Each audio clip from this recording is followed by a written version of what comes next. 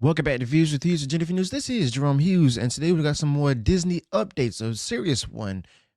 I wouldn't say too serious, but pretty interesting though. So let's go ahead and get right into it. So as you all can see from the headlines tab, Nelson Peltz is striking again against Bob Iger as well as Disney board. Okay, and they've released a 30-page scathing white report against the company. Okay, so the Hollywood Reporter dropped last night a big bomb about woke Disney being in some pretty hot water, and this is a big shot investor, Trian Group, right? They're going full beast mode on Bob Iger with a whopping 130-page memo. Imagine having so much to say about someone that it takes 130 pages. They're basically saying that Bob Iger's lost the basic control of the company, and the company doesn't have a plan for woke Disney itself. Yep, you heard it right. No plan. Okay. And there's no cheers for the House Mouse today either. And you have Nelson Peltz from Trian Partners is stirring the big pot this time, challenging woke Disney's big guns to a boardroom showdown next month. And get this, he's not backing. He's got the backing of Ike Perlmutter, and who's Marvel's former boss. Okay, so Peltz is also pushing for Jay Rasulo, who's the ex-CFO of Walt Disney, to get this seat at the table. And from the sounds of it, Rasulo knows where all the bodies are buried. Okay, he's got the inside scoop that could be the game changer for Walt Disney desperately needs right now. Okay. Well, wait, I got that wrong. Actually, he probably has the inside scoop and could be the game changer Walt Disney um doesn't need right now, and Nelson Peltz may need right now. Okay, excuse my mistake on that one.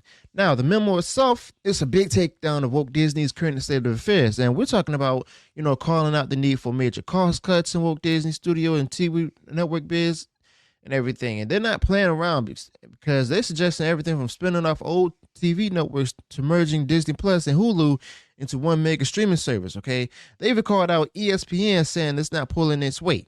All right, and they're not even stopping there. They're suggesting that Walt Disney might be better off in three separate pieces. Okay, so Walt Disney also tried to clap back with some educational PR moves, but let's be real, it's not gonna work. And the fact that they're doing it is pretty much cringe at this point. Okay, now it's like they're reading Walt Disney for filth and everything, saying that the company's lost its edge, they're falling behind the box office in animation, which has actually happened.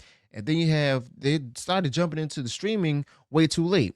Okay, and then you have shareholders who lost tens of billions of dollars because of what they're calling a lack of focus, alignment, and accountability from the company. And that's definitely true because, yeah, Bob Iger at the helm and stuff, whenever something doesn't go well or is not successful, he blamed other people. Okay. Recently, he blamed, the guy who was responsible for all the live action remakes and stuff and fired him without even taking accountability, without saying, okay, I messed up. I went wrong here. Let's go ahead and change it out. No, he didn't do that. As a matter of fact, he would blame, Kevin Feige for the failures at Marvel and everything. Yes, Kevin Feige might have came up with those, but guess what? Who approved them? Bob Iger.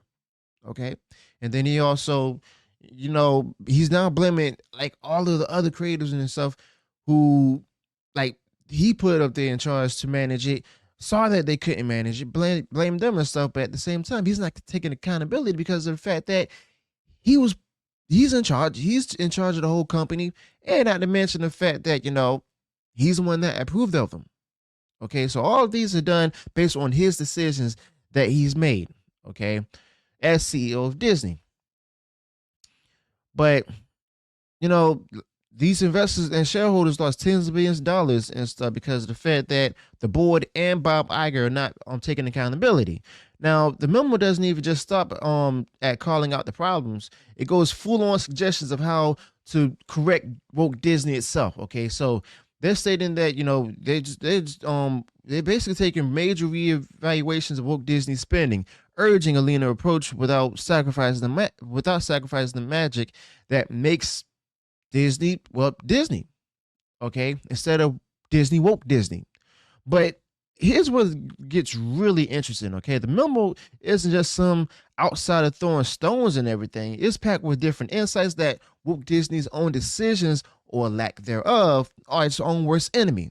From questionable acquisitions like the $71 billion Fox deal to a streaming strategy that's bleeding money. And it's also clear that they think woke Disney's executives are living in la la land with their over the top compensation packages despite the company's struggles. Okay. And let's not even get started on the culture at woke Disney. Okay. The memo also hints at a pretty stifling environment where dissenting voices are getting the boot. In other words, those dissenting voices being people who disagree with the direction that Disney's going in, whether it be with the spending or even putting woke elements into its movies and TV shows and stuff.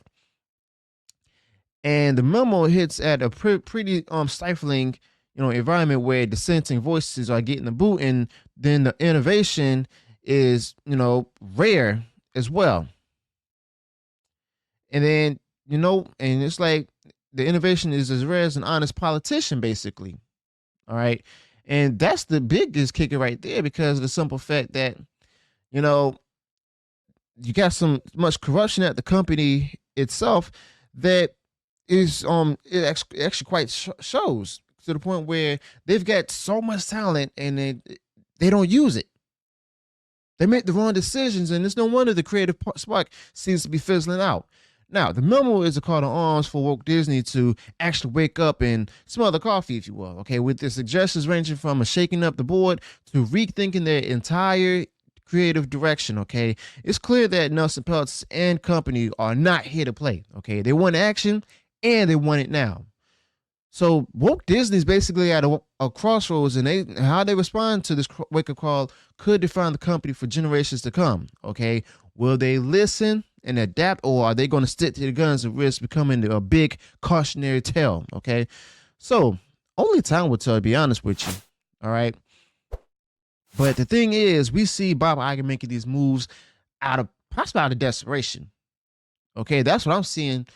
Well, at least what I think, because of the fact that now he wants to go ahead and make these different changes. Now he wants to talk about, making the company apolitical. Now he wants to talk about making a direction. Now we see also Marvel going ahead and try to do a quiet retooling, as they call it, of the brand itself, which we already know that's not going to happen at all. Okay. So let me know your thoughts about this in the comments below. Do you think that Bob Iger is actually going to go ahead and make the correct adjustments right now? Or do you think that he's not going to do it and Nelson Peltz is just going to beat him in the at the game of the proxy war? Okay, let me know your thoughts about this in the comments below. Also, be sure to include any additional thoughts that I didn't touch up upon in this video. If you enjoy what I shared in this video, go ahead, smash the like button, share far wide across social media. And if you have done so already and you enjoyed all the content they put out there, go ahead, subscribe to the channel, click bell notification, so that way you be notified of future uploads and updates. Until then, peace.